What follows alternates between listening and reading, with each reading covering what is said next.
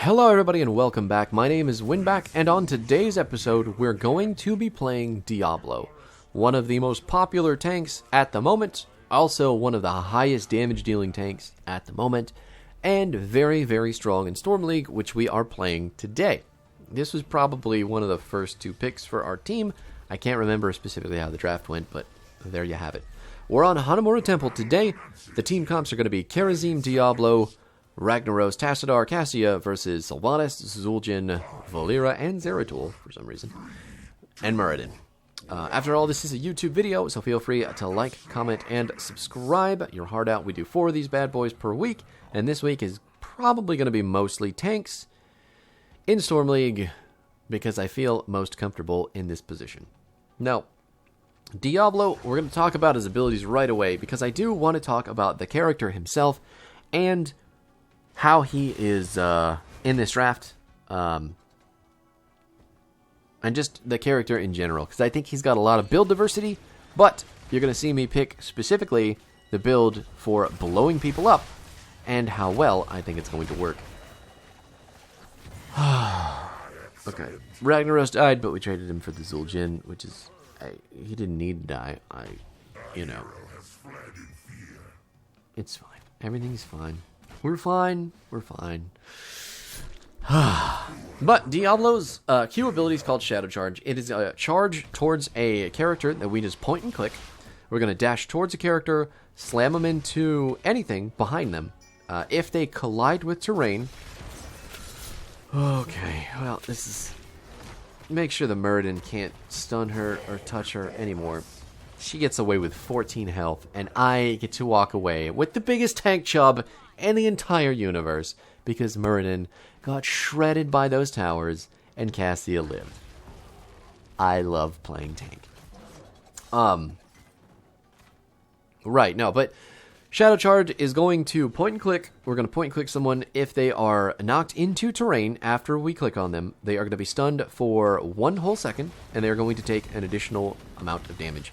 You do a small amount of damage just for charging someone, but you do a significant amount more if you stun them. So, all that being said, aim for walls, aim for characters in front of walls, smack them around with Diablo, and make sure that you know, or they know, who's the boss. There you have it. This is going to couple with Diablo's E ability, which I just threw down there and didn't have aimed correctly to stun Zul'jin into the wall, which is so unfortunate. I should have walked down so that I could charge him upward into the tower to get the kill, but past me, I just couldn't pull it off, unfortunately. So our next ability is called Overpower. It's the ability that Diablo is going to use just for flipping people over his head. We're going to stun people for 0.25 seconds after that flip, and we're going to reposition them directly into our team. Or we're just going to flip them first and then cue them backwards. Lots of combos possible with Diablo. But the biggest one is QE. You could also do EQ. You can also do RQE. You can do WQE. There's lots. There's lots and lots and lots of combos for Diablo. So if you like a character that lets you press a lot of buttons, this is the tank for you. Now, our W, I just mentioned, is our Fire Stomp. It's going to send a wave of fire out. It does pretty small amounts of damage on the way out, but on the way back in, they're going to do more damage, and for the damage that they do, you're going to heal off of the Fire Stomp. So that is our main form of sustain with Diablo. It's our main form of healing ourselves. And since it's an AoE ability, if you manage to fire this off into a group of clumped enemies, the damage that it's doing to everybody, since it's AoE, is going to heal you for pretty significant amounts. So if you don't have a tank to keep you, if you don't have a healer to keep you alive in some sticky situations, you get good at pressing your W, and you will live through a lot. A whole lot. Whew. Now our trait's called Black Soulstone. That is going to give us a soul for every minion that kills, or that is killed, and 10 souls for every hero that dies as well. Up to 100. So every soul that we get is going to give us 0.3% max health. I need you to stop trying to stop my rotations. I am a tank.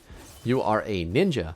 I need you to know you do not win this fight. Like, look how much damage she took just from me. just thinking that she could kill me, I guess. The building is still dying. We need to deal with that. As much as I love that you guys are doing that camp, this is really important. So I don't know why Cassia isn't up here helping already. But we're going to take Sylvanas, stand in front of her with our huge demon body, and then watch her get punched to death by the monk. Good stuff.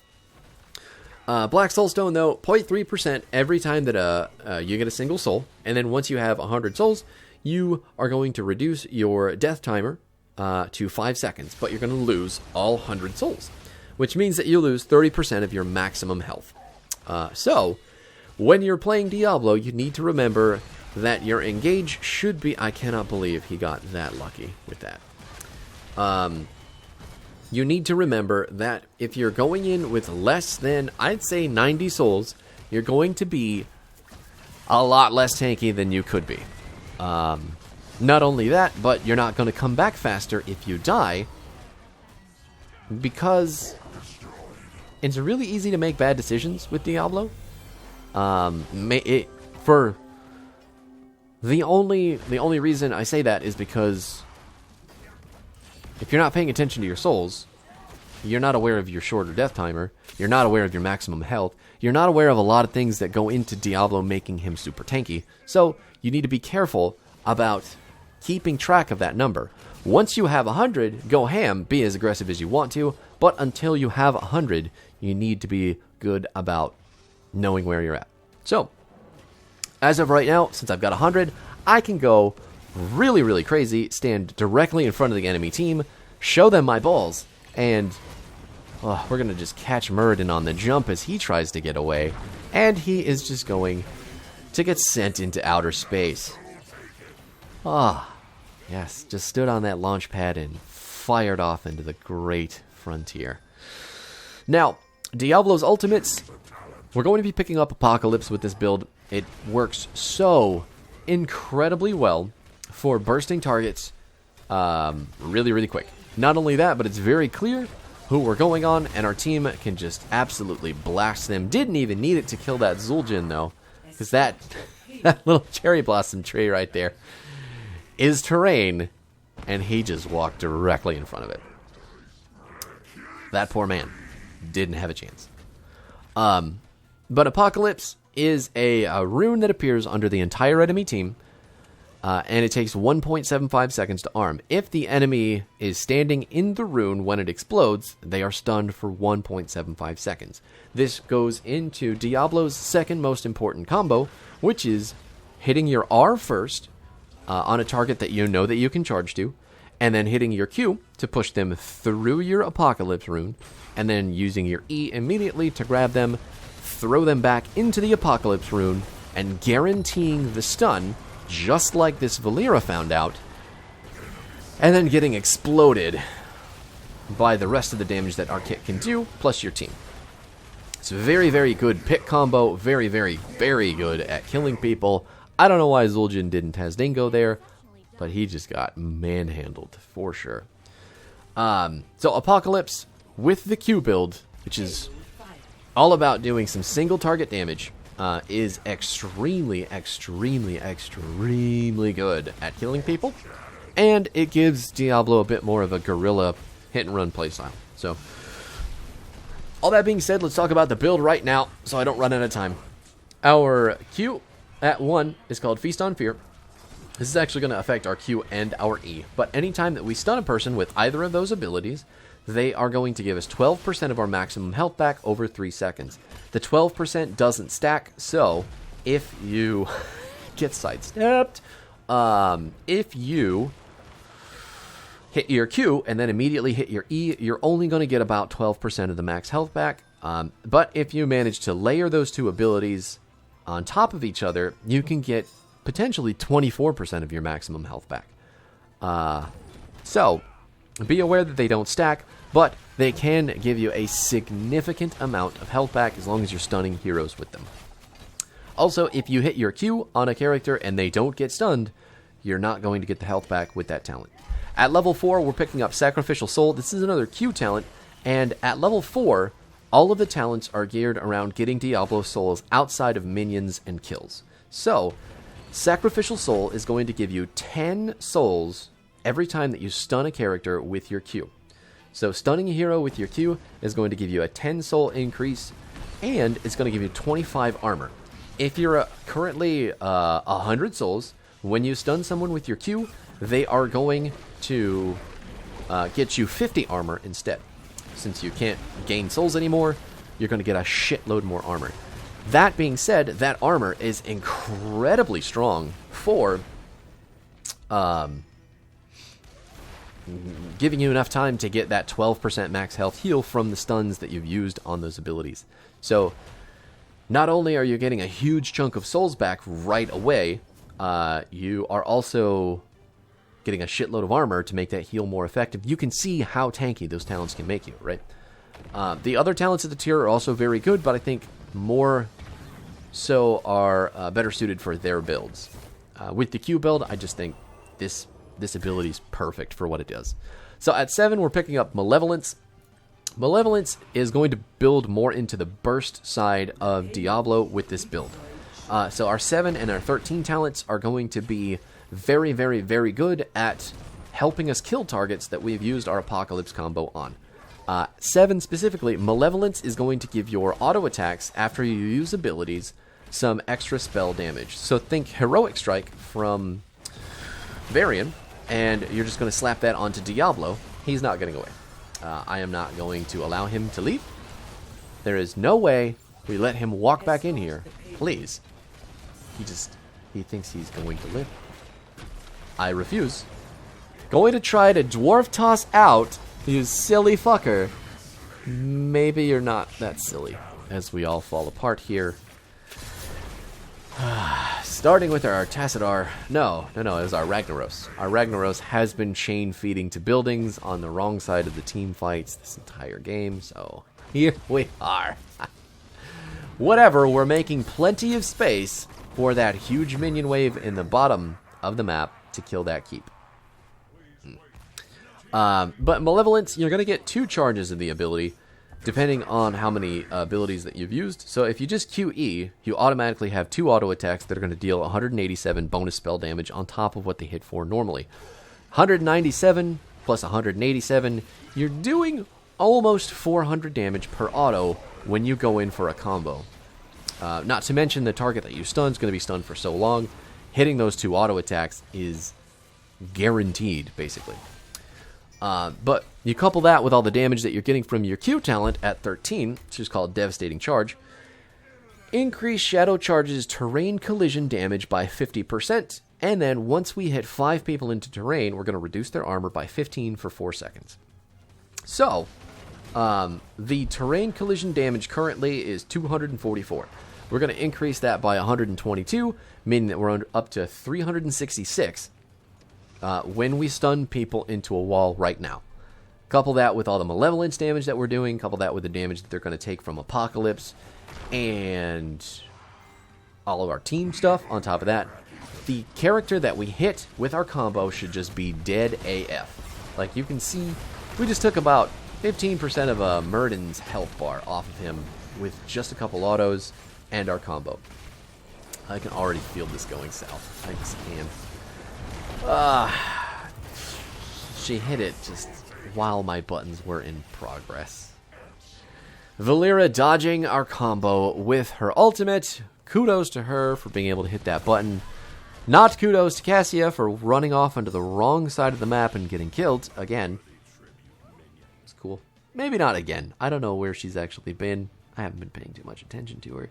I mostly float around Tassadar because I feel like he's the one that gets jumped on by Zeratul and Valera more often.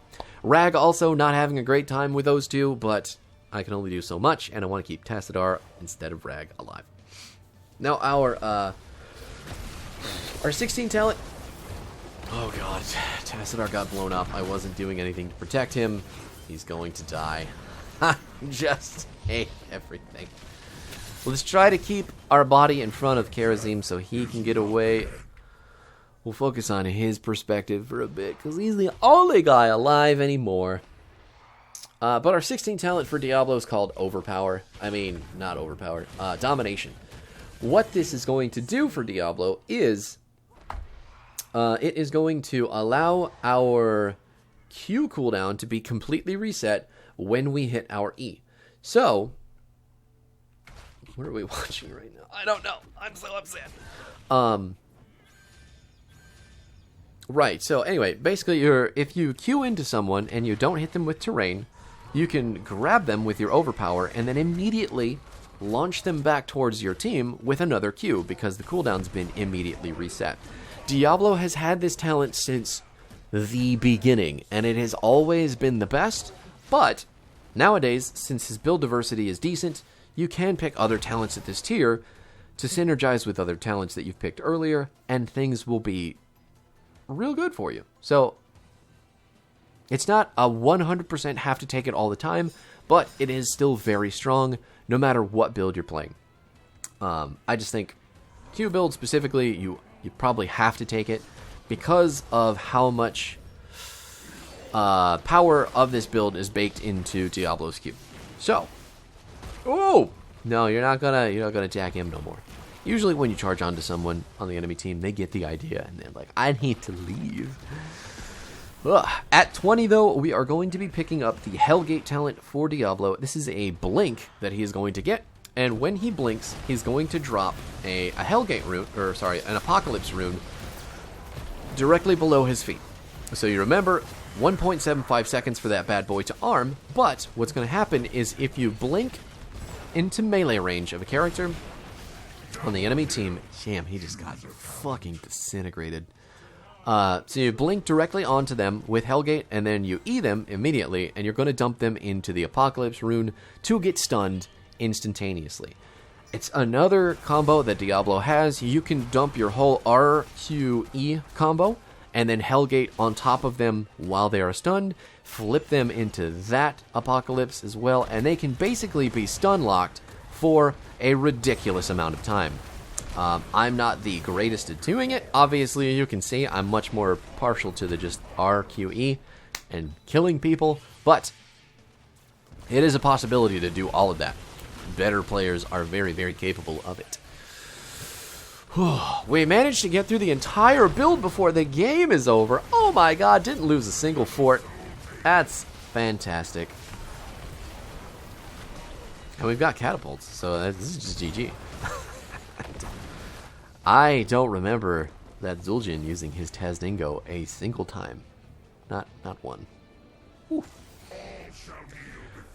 I didn't get to talk much about drafting Diablo, unfortunately, and I didn't get to talk much about the other builds, but that's fine, because really this is just a Q build Diablo video, so we don't have to go too in-depth on those. In case you need it again, Feast on Fear at 1, Sacrificial Soul at 4, 7 is Malevolence, Apocalypse is 10, Devastating Charge 13, Domination 16, and Hellgate at 20. The other builds that Diablo can go with are much more sustained in the way that they deal damage and the way that they deal CC. His Lightning Breath build with the Fire Stomp is extremely good at keeping him alive and extremely good at letting him deal sustained damage for the duration of a team fight, but he is very stationary in the build and very, very, very much has to be aware of the rest of his team. If your team isn't committing with you with those fights, you're going to die pretty quick because you're a sitting fucking duck. Your auto attack build, though, however, is going to be mainly CC focused. You're going to be using Diabolical Momentum and Overpowering Nightmare with Life Leech to get ridiculous amounts of cooldown with your Overpower and your Shadow Charge. And you're going to be getting a lot of healing with your auto attacks because your attack speed is going to go absolutely through the roof. And the Life Leech is going to be healing you for, I believe it's 4% of your max health once you hit 100 souls. So it's nuts how much healing that Diablo can do with that build. And if you're playing into characters unlike the team that I'm looking at here, that is a perfectly viable, acceptable build. I would strongly recommend it on maps like Brax's Holdout, places where you have to hold points and you're not playing into characters who are just going to stack infinitely off you standing still.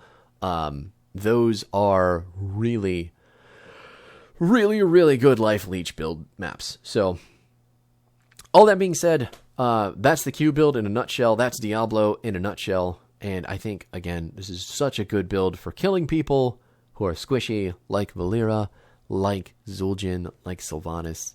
And if their Muradin is just jumping past you to get to your team, who's already following you into killing their team, what the fuck is that Muradin going to do anyway? So, whew, that's a lot to say. Thank you so much for hanging out. We'll be back tomorrow. I haven't decided yet with what. Actually, no, I have. I have a Garrosh build tomorrow. Same thing. Going to be a Diamond League game, and hopefully teach you a couple things about playing Decimate. So that is it for me. GG's, and I will see you then.